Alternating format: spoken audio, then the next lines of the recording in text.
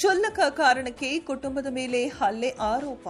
ಗಾಯಾಳುಗಳಿಗೆ ಸಾರ್ವಜನಿಕ ಆಸ್ಪತ್ರೆಯಲ್ಲಿ ಚಿಕಿತ್ಸೆ. ಹೌದು ವೀಕ್ಷಕರೇ, ಕ್ಷುಲ್ಲಕ ಕಾರಣಕ್ಕೆ ಎದುರುಮನೆಯ ಕುಟುಂಬಸ್ಥರ ಮೇಲೆ ಹಲ್ಲೆ ಮಾಡಿ ಗಾಯಗೊಳಿಸಿರುವ ಘಟನೆ ಚಿಂತಾಮಣಿ ನಗರದ ವೆಂಕಟಗಿರಿ ಕೋಟೆಯಲ್ಲಿ ನಡೆದಿದೆ.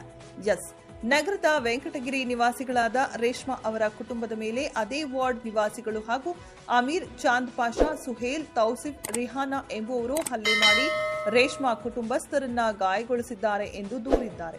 ರೇಷ್ಮಾ ಅವರಿಗೆ ರೇಷ್ಮೆ ನೂಲು ತೆಗೆಯುವ ಇಂಡಸ್ಟ್ರಿ ಇದ್ದು, ಅಲ್ಲಿ ಕೆಲಸ ಮಾಡಲು ಅವರ ಇಂಡಸ್ಟ್ರಿಯಿಂದ ಕೆಲ ಕೂಲಿ ಕಾರ್ಮಿಕರು ರೇಷ್ಮಾ ಅವರ ಬಳಿ ಕೆಲಸ ಮಾಡಲು ಬಂದಿದ್ದಕ್ಕೆ ತಮ್ಮ ಕೂಲಿ ಆಳುಗಳನ್ನ ನೀವೇಕೆ ಕರೆದೊಯ್ದು ಕೆಲಸ ಕೊಡ್ತೀರಾ ಎಂದು ಪ್ರಶ್ನಿಸಿ ತಮ್ಮ ಮೇಲೆ ಕುಟುಂಬಸ್ಥರು ಹಲ್ಲೆ ಮಾಡಿ ಗಾಯಗೊಳಿಸಿದ್ದಾರೆ ಎಂದು ರೇಷ್ಮಾ ತಮ್ಮ ಅಳಲು ತೋಡಿಕೊಂಡರು. ಇನ್ನು ಗಾಯಗೊಂಡ ರೇಷ್ಮಾ ಮತ್ತು ಅವರ ಕುಟುಂಬಸ್ಥರು ನಗರದ ಸಾರ್ವಜನಿಕ ಆಸ್ಪತ್ರೆಯಲ್ಲಿ ಚಿಕಿತ್ಸೆ ಪಡೆಯುತ್ತಿದ್ದು, ಅವರ ಬಳಿ ಪೊಲೀಸ್ ಇಲಾಖೆ ಹೇಳಿಕೆ ಪಡೆದು ಮುಂದಿನ ಕ್ರಮ ಕೈಗೊಂಡಿದ್ದಾರೆ.